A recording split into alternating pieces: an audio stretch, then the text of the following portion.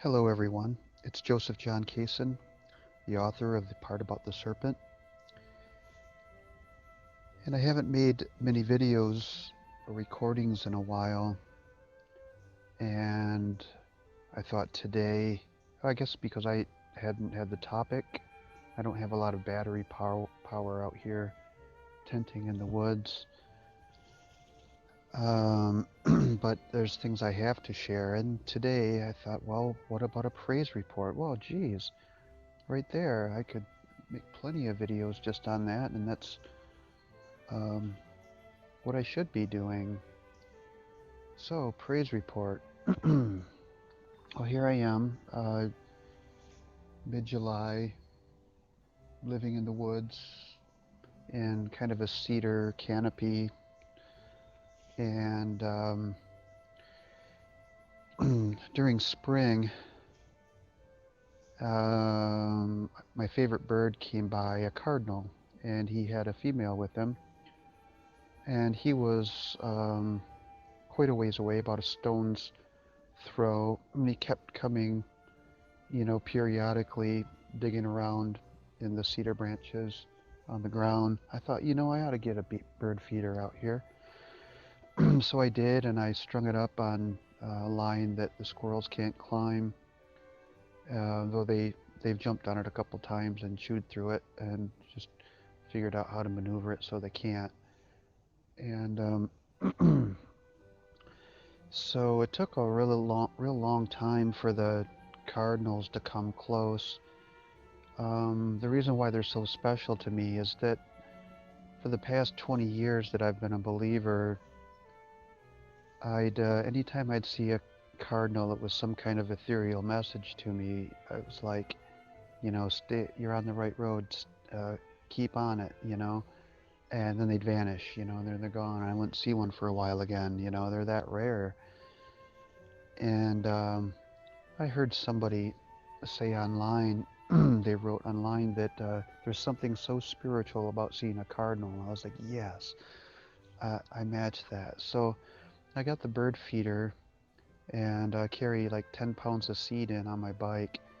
I've got a whole different array of birds that come. Um, the what are the little guys with the little black helmet? The chickadees. They're basically the main feeder. They're in for the sunflower seeds specifically, and they're nice to have around because they're friendly, they're entertaining, and they jump around and climb under my canopy and eat all the bugs and stuff too while they're here. But when I was buying quality, nice quality seed that was pre-packaged from a feed store, which is a little more expensive, they would drain this tube like feeder almost in a day. And now I had to revert to cheap seed this month. So there's not as many of the chickadees around, but they still come in and they work for it, and the more they spill of the lesser quality seed on the ground, the more the other birds eat it. The cardinals won't go onto the feeder. But it took a while for the cardinals to come close to the feeder. It's kind of close to my tent. And Mr. Cardinal's very confident. He turns his back to me. He comes more than the missus. And the missus, when she comes, she still stays back. She doesn't. Um, uh, she's, uh, much more leery of me than he is. But both of them, if I stand up from my chair or something, they'll skedat. But I think they know that this food is here for them, and I haven't bugged them yet. Funny thing is, I'm leery about them too. It's like I don't want to make sudden movements when they're around. The other birds I just don't care about as much. These birds, I tend not to be relaxed around, and I think they sense that. So um, it's a, two-way signal there. But I prayed and I prayed, it's spring's come. I've seen, other baby birds. I've seen, or I've heard a woodpecker nest, and I'm glad they've grown up enough to quit um, cackling because their cackling was constant. Um, but I just prayed that I'd get to see baby cardinals come from these two, and they're nesting close by. I know that. And he comes several times a day with Mrs. Cardinal, and he feeds her. It's pretty funny. He'll run seed over to her and feed her, and then they kind of turn their beaks counterclockwise to each other so they can fit. It's just the cutest thing ever. And so, um, one evening, I saw Mrs. Cardinal, and then there was Mr. Cardinal. Then there was another Mrs. Cardinal, kind of back, just in the tree branches, about 4 feet up. And he took seed and went and fed the one in the tree branch, which was about the same size as Mrs. Cardinal. It was like he's got two Mrs. Cardinals, and then Mrs. Cardinal flew off, and he continued to feed the other misses. And I thought, huh, okay, well, maybe he's got a harem going or something. I don't know. And the next day that it happened, I noticed that the other Mrs. Cardinal kind of would flutter its wings as Mr. Cardinal came with the seed, and it would get down in a receiving position, and Mr. Cardinal would position himself to feed down to it, unlike what he would do with Mrs. Cardinal. And I'm like, that's the baby cardinal. They have one baby female cardinal. It just, I was expecting little birds or something and more of them, for some reason, but that's not how it works, is it? They pretty much grow up in the nest. And that day, those first couple days that he brought her around, he started boasting out here, more so than normal, where like while he was in the boast, he was like pushing the boast out, like straining. He was, and I wonder if he's not showing off a little bit. He's got different calls and different songs that he sings out here, and like at night, there's a call. He's the bird that makes a torpedo sound, like choo choo choo, and then at night he just does one shweet shweet, and he does it from the same place probably like 3 to 5 times. What I think he's doing is he's calling his tribe back to the nest, is what's going on. But sometimes the whole family comes, and it's just really nice to see. And then the new female cardinal is starting to feed on her own now. But I was so delighted to see that happen, and that's a praise report in itself.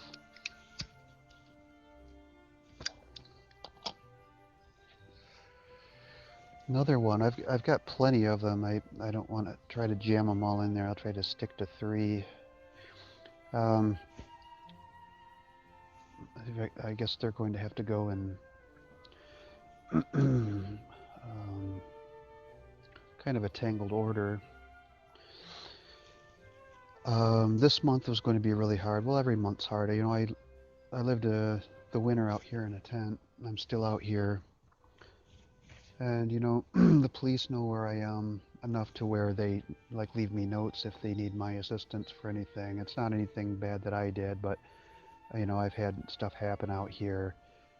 And one time they unfortunately had to take my tent for evidence because some vandals got a hold of it while I was in it. And the tent was ripped, and the law enforcement even sought to get me a new tent, and I figured, well, gee, if they know I'm here and they're have to get me a new tent, they know I haul my garbage out, and I've got registrations up. If anybody has any issues, they can contact me or whatever. They know I shoot out here and everything. They know too much about me now. But I figured if they're, at least that compassionate, at least some of them, that I'll just stay right here for right now. I really don't have a choice. Life is tough right now. That's okay. I thrive in tough. And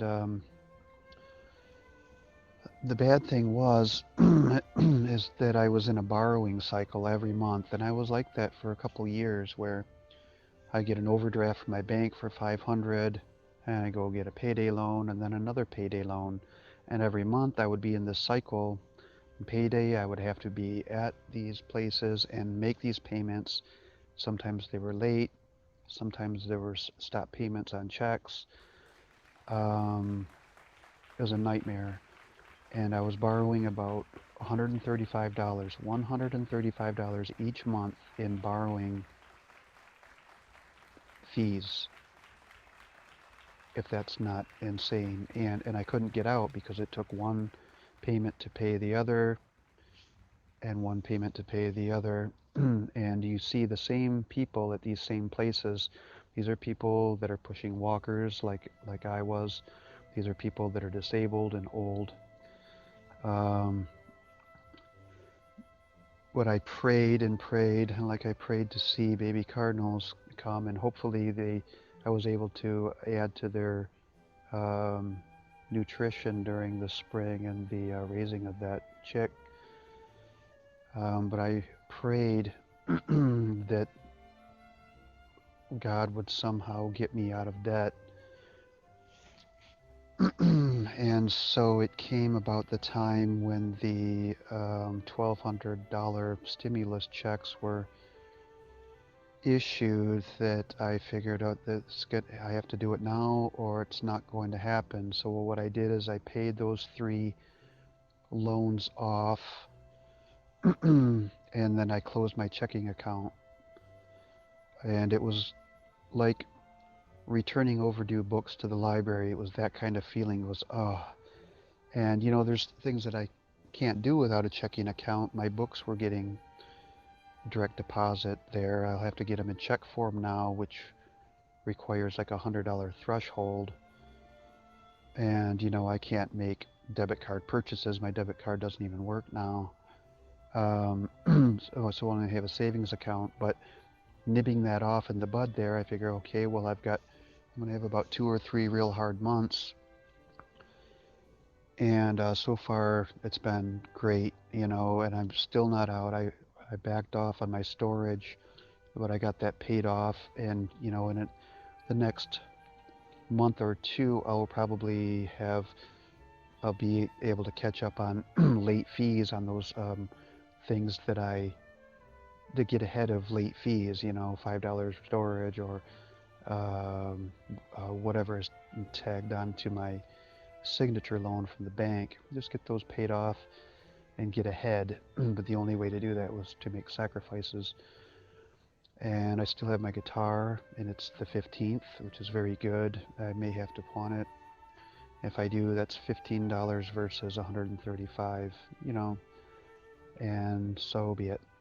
Well, last payday, there was something I wanted to do specifically at this time while everybody's ranting and raving about being offended and having their rights or whatever. I wanted to get a shirt that said Jehovah Saves, and I got it in black, blue lettering,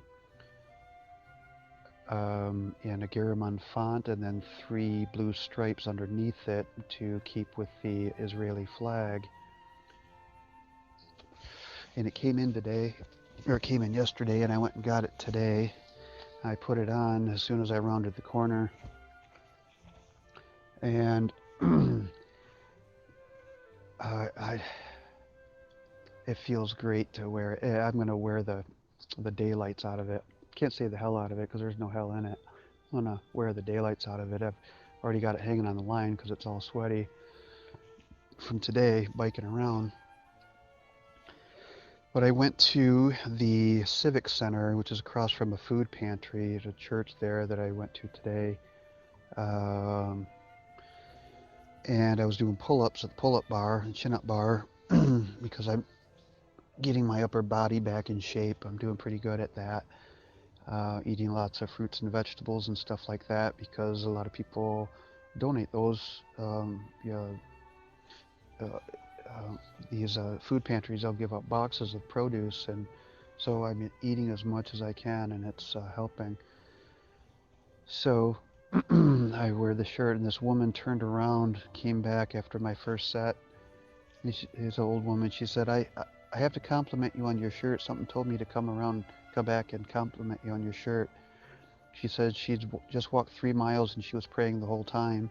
And we had a conversation and about the shirt and about what's going on right now. And, I said, we've got these um, all these different groups and everything that have all these rights or whatever, and claimed that there's some kind of victim or something. And I thought it would be a good time to make a statement that matters. And these people, I'm going to be hated and hunted because of this shirt, and that's a compliment. I like that. If people are offended because I have a T-shirt on that says Jehovah Saves, that's for a reason. It's between them and God. I'm just the middleman. It's like it's not my opinion, and what God says isn't my opinion. He's the standard of right and wrong, and my abiding by it is not. They're not my judgments. It's not my personal preference. But people want to try to make that the believer out to be that and disarm him that way. So anyway, it was a real encouraging conversation I had with this woman. It was within the first half hour I put the shirt on, so I felt great. I was just like, this thing's written across my chest, and you can see it between my backpack everywhere I go. I'm waiting in traffic, people see it. And the funny thing is, the church that I went into to get food from the food pantry, some of these people that are volunteering there, they're characters, and there's power trips. And I don't typically look like somebody that might need a food pantry, but what they wouldn't realize is that I lived in a tent all winter long, riding a bike with permanent brain damage, blindness, double vision, herniated disc, a hip injury. I put my walker in storage, and I had to fight, thaw my water out, all that. And I try to present myself well, and I'm into my health, especially nutrition.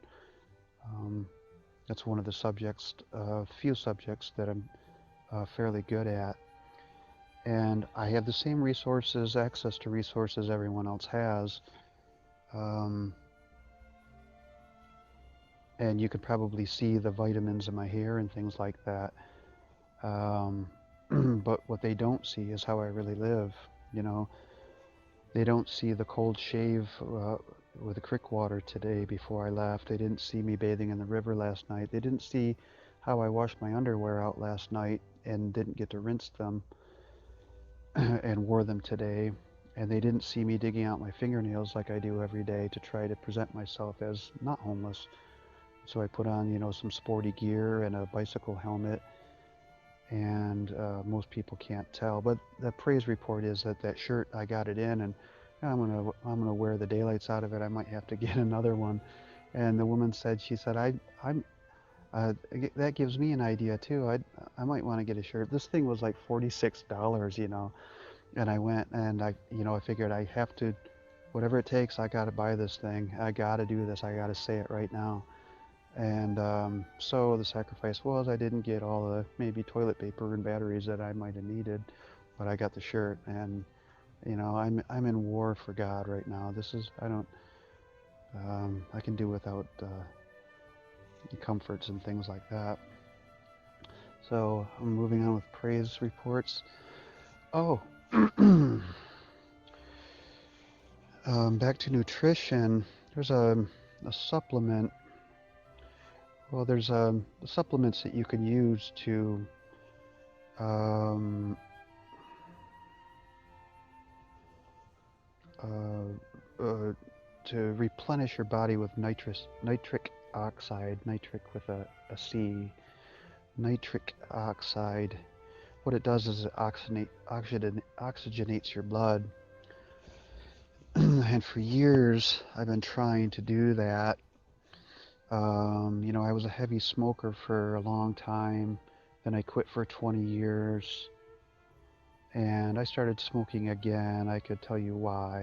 It's just uh, my way of, I guess, of trying to justify it. Just stupid.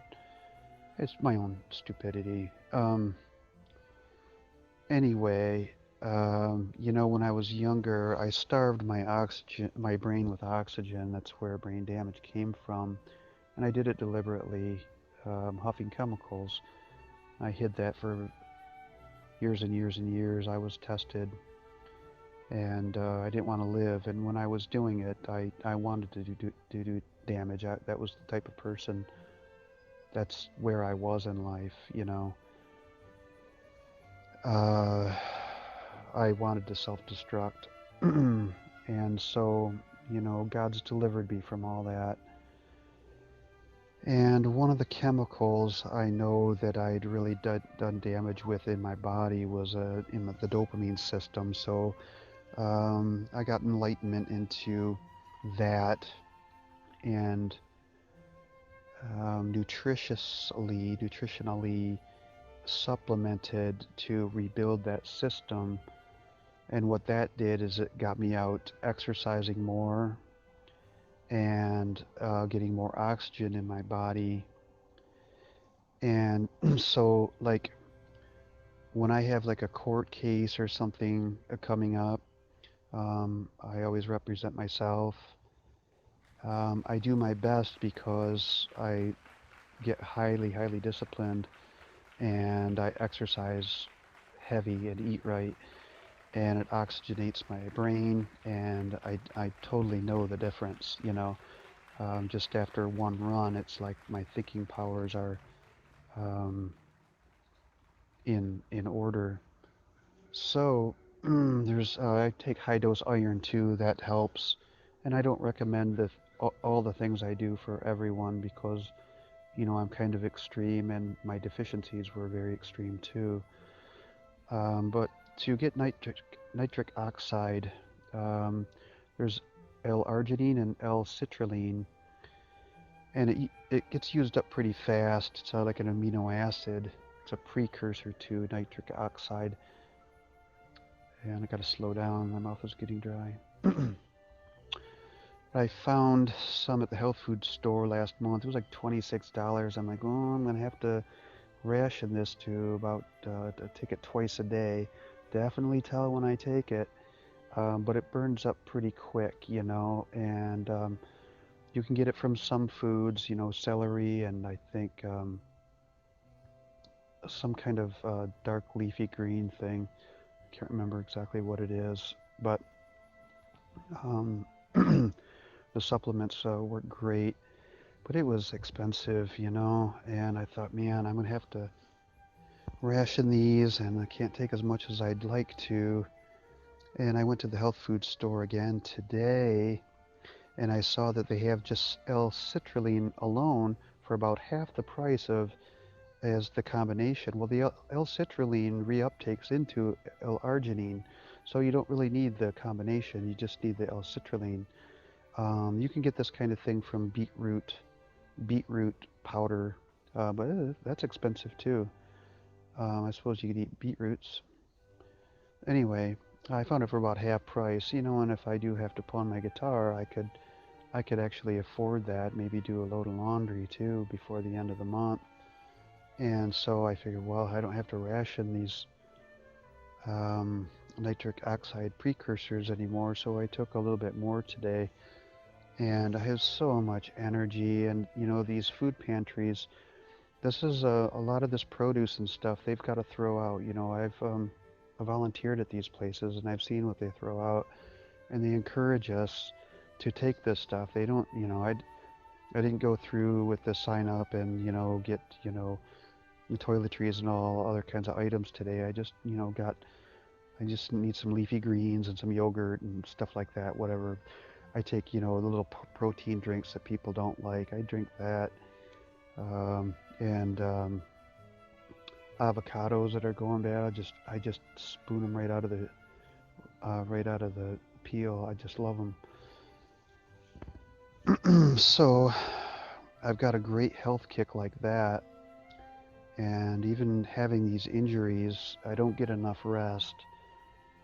So what I do is I constantly stretch, sometimes twice a day, especially my hip, and it's the best I can do. But I'm getting around and on a bike.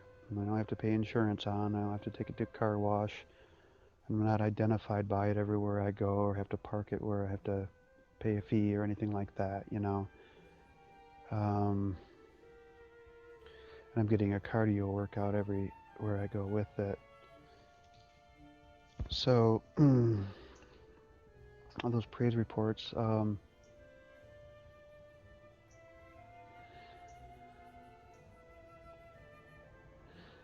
guess that covers what I wanted to go over. About the birds, you know, the Bible talks about to think on things that are lovely and excellent and praiseworthy and and honorable and um, noble and honest and just. And I heard one Christian say that, you know, when he is overloaded and his thoughts are starting to get negative, when he tries to apply that verse um, of things to think on, and there's a reason we should think on those things. You know, I do it as an exercise. I write these things down as like a discipline, because if I don't, I'll negate, you know. He says he thinks about nature, and I thought, wow, that's a really good idea, because I was having a hard time too. I was trying to put people in the excellent category and noble and the just and honest and righteous, and I wasn't always getting it. I'm like, well, I can't just praise, you know, these couple people for taking my money and being nice about it, or whatever it was I was trying to squeeze into that list. So I started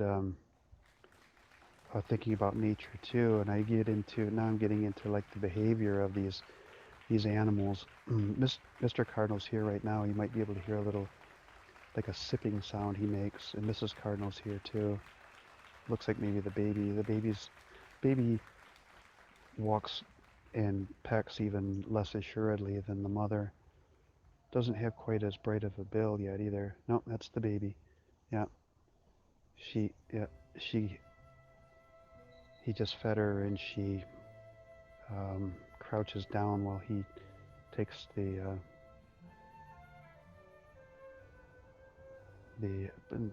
paternal um, position. It's funny. He's the one that feeds the baby, and he's the one that feeds the mother. I don't. He's doing all the work. He's just a fabulous bird. He's very beautiful, and I'm glad he's here. This is his domain. He sings out here. Maybe he'll get into it a little bit while I'm recording here. But I'm getting into the behaviors. Like we got black squirrels that come, and or I do, and red squirrels too. They've gotten in my tent, ripped through it, shredded all the bread inside, and I got myself a rat trap for that, you know. And they know that they're not wanted around. It's like they all have the same demeanor. Every one of them is a complete asshole. Newcomers, all of them, they're all jerks. Every red squirrel is a jerk. They come out to steal my food, and then they're mad at me because they can't steal it, and they're really cocky. They're super cocky, and they chase the black squirrels around. Well, I had one black squirrel got caught in the trap, and I'm like, oh man. So I went and I got him out. He was like, oh, don't hurt me. I was like, all right, I'm just gonna let you out here. I let him out, and he came back the next day. He was okay with it, and now he knows I don't have any issues with him. And this is funny because black squirrels are they're good studiers. And there was a study done on black squirrels where there was an electric feeder, a feeder that was electrified that the squirrels got on, and inside the house there was a switch that would turn the um, inside a window inside the house, it would turn the electricity onto the feeder, and then the squirrels would jump off. So the first day the experimenter or the tormentor tried that, he flipped the switch on, they all jumped off because they were electrocuted. The next day when that situation presented itself, the tormentor went to go and turn on the switch, and they all jumped off before he got to the switch because they're that perceptive. And when they come around, they're very leery. They know I don't have any beef with them, and that's what I want to get at. You know, I can see them stalking me from the the trees and from the bush. They're waiting for me to go in the tent. Hey, let's wait till the old man goes into the tent so we can get some bird seed. And but the food for the birds. So anyway, I don't have any beef with them. They're quiet. They don't holler at me. They're respectful. They're not going to mess with my tent. They will jump on the bird feeder if I allow it. But so where was I going? How perceptive they are. If they come by and they suddenly see a laser blue shirt on my clothesline, they'll stop and they'll twitch their tail like, oh, what is that? And I'll go, oh, I guess it's just another one of those things he moves around. And they go back to feeding. But they know when a red squirrel comes around and I unzip the tent, that red squirrel will start to run, and I'll go, get out of here, and that red squirrel will run, but they won't run because they know that I'm not hostile toward them, and I can, even take that a step above that and go after the red squirrel, and they know it's not them. If I went after the black squirrels and told them, hey, get out of here, and they knew it was toward them, they would fear me all the time, but they don't. They know that I'm okay with them. They're that smart, and they know it's because of the red squirrel. I do things where they typically should run for their lives, and they don't because I guess I've proven to them, or they've seen that, hey, I put my old bread out for them. Shouldn't be feeding the wildlife, but like I said, these guys, they don't do any harm. The red squirrels, every one of them's a jerk, and I think they would agree with me on that. So anyway, those are the kinds of things that I see trying to appreciate nature today, taking that guy's cue of looking at things that are excellent and praiseworthy, and God's creation. It's just a beautiful thing. Anyway, I could go on even about oxygen and things like that, but I don't.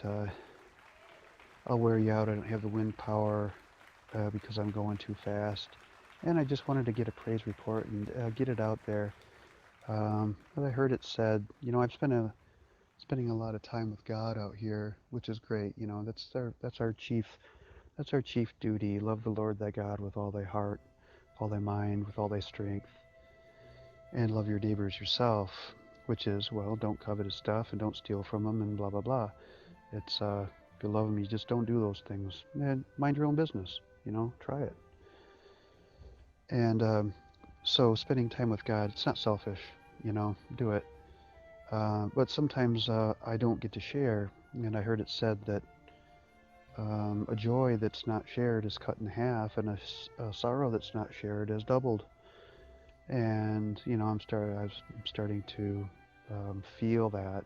So I want to share the joy, and I can't wait till my Jehovah Saves T-shirt dries out again, so I can go out for another round and go out and tell everybody how it works. So praise God, and I hope to make another one of these very soon.